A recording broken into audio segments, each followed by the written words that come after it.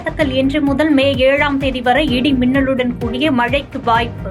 சென்னையில் இன்றும் நாளையும் வானம் மேகமூட்டத்துடன் காணப்படும் என வானிலை ஆய்வு மையம் தகவல்.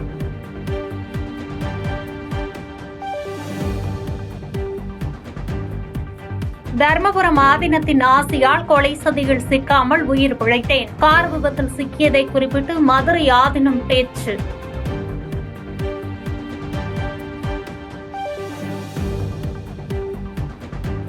அமைச்சர்கள் இனி சென்னையில் இருப்பதை விட மாவட்டங்களில் அதிக நாட்களில் செலவிட வேண்டும். திமுக சட்டமன்ற உறுப்பினர்கள் வார்டு வாரிய தேர்தல் பணியாற்ற வேண்டும் என முதலமைச்சர் மு க ஸ்டாலின் உத்தரவு.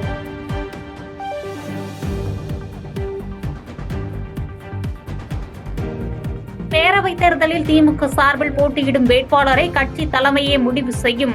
தகுதி வாய்ந்தவர்களுக்கு வாய்ப்புகள் வழங்கப்படும் என முதலமைச்சர் மு க ஸ்டாலின் பேச்சு.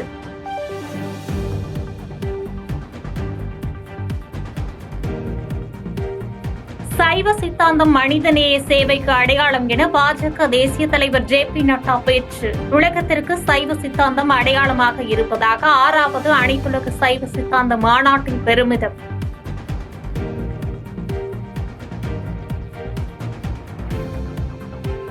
திருப்பதியில் ஏழுமலையானை தரிசனம் செய்ய 20 மணி நேரம் காத்திருக்கும் பக்தர்கள். 31 கூடங்களிலும் நிரம்பி வழியும் கூட்டம்.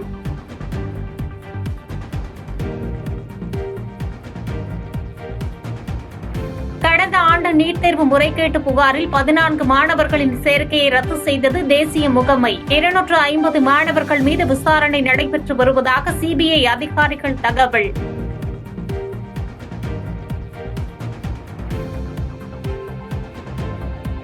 சென்னை கோயம்பேடு முதல் பட்டாபிராம் வரை சுமார் 10,000 கோடி ரூபாய் செலவில் மெட்ரோ ரயில் சேவை தொடங்க தமிழக அரசு ஒப்புதல். 19 மெட்ரோ நிலையங்களை அமைக்கவும் ஆயத்தம்.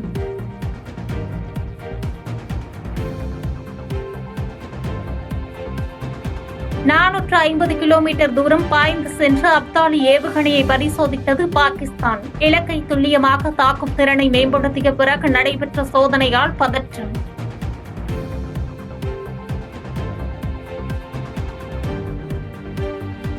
பாகிஸ்தானிலிருந்து எந்த ஒரு பொருளையும் இறக்குமதி செய்ய தடை விதித்தது மத்திய அரசு. தேச பாதுகாப்பை கருத்தில் கொண்டு முடிவு எடுக்கப்பட்டுள்ளதாக வர்த்தகத்துறை அமைச்சகம் தகவல்.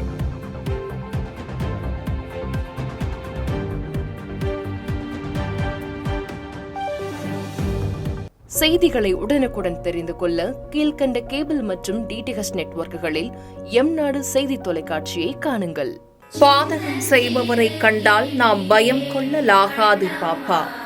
மோதி மிதித்துவிடு பாப்பா, அவர் முகத்தில் உமிழ்ந்துவிடு பாப்பா.